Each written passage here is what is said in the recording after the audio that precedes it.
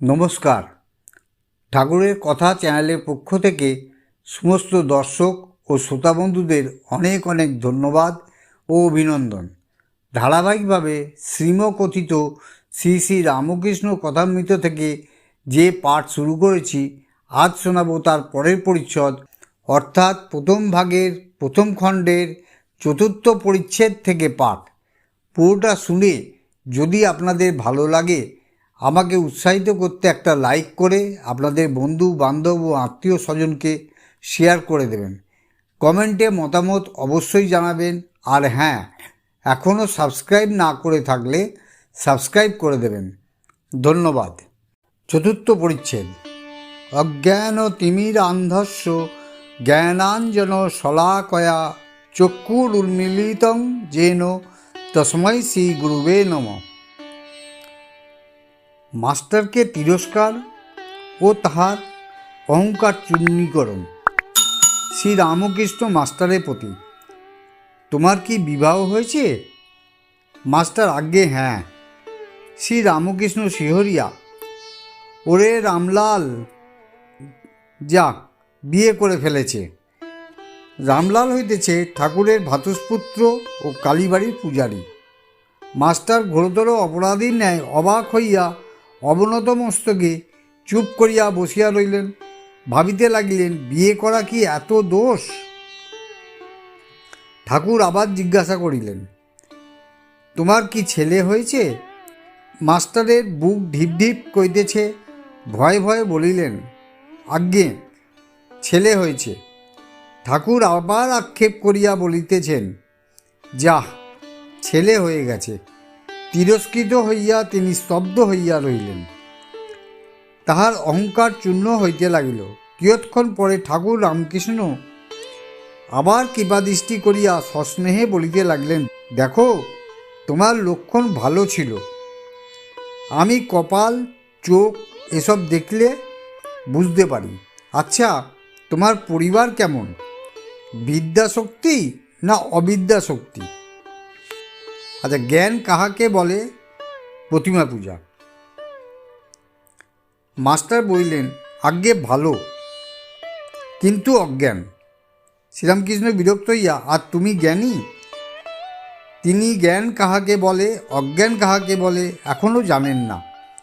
এখনও পর্যন্ত জানিতেন যে লেখাপড়া শিখিলে ও বই পড়িতে পাইলে জ্ঞান হয়, এই ভ্রম পরে দূর হইয়াছিল। তখন শুনিলেন যে ঈশ্বরকে জানার নাম জ্ঞান, ঈশ্বরকে না জানার নাম অজ্ঞান। ঠাকুর বললেন, তুমি কি জ্ঞানী? মাস্টারের অহংকারে আবার বিশেষ আঘাত লাগিল। শ্রীরামকৃষ্ণ: আচ্ছা, তোমার সাকারে বিশ্বাস না নিরাকারে? মাস্টার অবাক হইয়া, স্বগত সাকারে বিশ্বাস থাকিলে কি নিরাকারে বিশ্বাস হয়? ঈশ্বর নিরাকার এই বিশ্বাস থাকিলে ঈশ্বর সাকার এই বিশ্বাস কি হইতে পারে? বিরুদ্ধ অবস্থা দুটাই কি সত্য হইতে পারে? সাদা জিনিস দুধ কি আবার কালো হতে পারে? মাস্টার বললেন, আজ্ঞা নিরাকার। আমার এইটি ভালো লাগে। শ্রীরামকৃষ্ণ: তা বেশ, এটাতে বিশ্বাস থাকলেই হলো। নিরাকারে বিশ্বাস, তা তো ভালোই। তবে এ বুদ্ধি করো না যে এইটি কেবল সত্য আর সব মিথ্যা। এইটি যেন যে নিরাকারও সত্য আবার সাকারও সত্য। তোমার যেটি বিশ্বাস সেটিই ধরে থাকবে। মাস্টার দুই সত্য এই কথা বারবার শুনিয়া অবাক হইয়া রইলেন। এ কথা তো তাহার পুঁথিগত বিদ্যার মধ্যে নাই। তাহার অহংকার তৃতীয়বার চূর্ণ হইতে লাগিল, কিন্তু এখনও সম্পূর্ণ হয় নাই। তাই আবার একটু তর্ক করিতে অগ্রসর হইলেন। মাস্টার বলিলেন, আজ্ঞা, তিনি সাকার এ বিশ্বাস যেন হলো, কিন্তু মাটির প্রতিমা তিনি তো নন। শ্রীরামকৃষ্ণ বলিলেন, মাটি কেন গো, চিন্ময়ী প্রতিমা। মাস্টার চিন্ময়ী প্রতিমা বুঝতে পাইলেন না। বললেন, আচ্ছা, যারা মাটির প্রতিমা পূজা করে তাদের তো বুঝিয়ে দেওয়া উচিত যে মাটির প্রতিমা ঈশ্বর নয়, আর প্রতিমার সম্মুখে ঈশ্বরকে উদ্দেশ্য করে পুজো করা উচিত। লেকচার ও ঠাকুর শ্রীরামকৃষ্ণ। শ্রীরামকৃষ্ণ বিরক্ত হইয়া বলিলেন, তোমাদের কলকাতার লোকের ওই এক, কেবল লেকচার দেওয়া আর বুঝিয়ে দেওয়া। আপনাকে কে বোঝায় তার ঠিক নাই, তুমি বুঝাবার কে? যার জগৎ তিনি বুঝাবেন।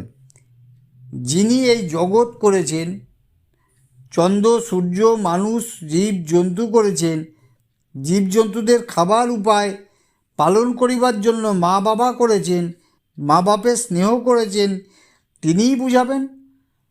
তিনি এত উপায় করেছেন আর এই উপায় করবেন না? যদি বুঝাবার দরকার হয় তিনিই বুঝাবেন। তিনি তো অন্তর্যামী। যদি ওই মাটির প্রতিমা পূজা করাতে কিছু ভুল হয়ে থাকে, তিনি কি জানেন না তাকেই ডাকা হচ্ছে? তিনি ওই পুজোতেই সন্তুষ্ট হন। তোমার ওর জন্যে মাথা ব্যথা কেন? তুমি নিজের যাতে জ্ঞান হয়, ভক্তি হয়, তার চেষ্টা করো। এইবার তাহার অহংকার বোধ হয় একেবারে চূর্ণ হইল। তিনি ভাবিতে লাগলেন, ইনি যা বলছেন তা তো ঠিক। আমার বুঝাতে যাবার কি দরকার? আমি কি ঈশ্বরকে জেনেছি, না আমার তার উপরে ভক্তি হয়েছে? আপনি সুতে স্থান পায় না শঙ্করাকে ডাকে। জানি না, শুনি না, পরকে বুঝাতে যাওয়া বড়ই লজ্জার কথা, হীন বুদ্ধির কাজ। এ কি অঙ্কশাস্ত্র, না ইতিহাস, না সাহিত্য যে পরকে বুঝাবে? এ যে ঈশ্বর তত্ত্ব। ইনি যা বলেছেন মনে বেশ লাগছে।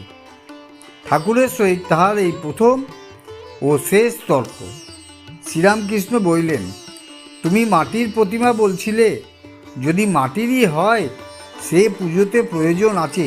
নানা রকম পূজা ঈশ্বরই আয়োজন করেছেন। যার জগৎ তিনিই এসব করেছেন অধিকারী ভেদে। যার যা পেটে সয় মা সেইরূপ খাবার বন্দোবস্ত করেন। এক মার 5 ছেলে। বাড়িতে মাছ এসেছে, মা মাছের নানা রকম ব্যঞ্জন করেছেন। যার যা পেটে সয়, কারোর জন্যে মাছের পোলোয়া, কারোর জন্য মাছের অম্বল, মাছের চচ্চড়ি, মাছ ভাজা, এসব করেছেন। যেটি যার ভালো লাগে, যেটি যার পেটে সয়, বুঝলে? মাস্টার বললেন, আজ্ঞে হ্যাঁ। 4th পরিচ্ছেদ আপাতত এখানেই শেষ হলো। পুরোটা শুনে যদি আপনাদের ভালো লেগে থাকে তাহলে আমাকে উৎসাহিত করতে একটা লাইক করে আপনাদের বন্ধু বান্ধব আত্মীয় স্বজন ও রামকৃষ্ণ অনুরাগীদের শেয়ার করে দেবেন। কমেন্টে মতামত অবশ্যই জানাবেন। আর হ্যাঁ, এখনও সাবস্ক্রাইব না করে থাকলে অবশ্যই সাবস্ক্রাইব করে দেবেন।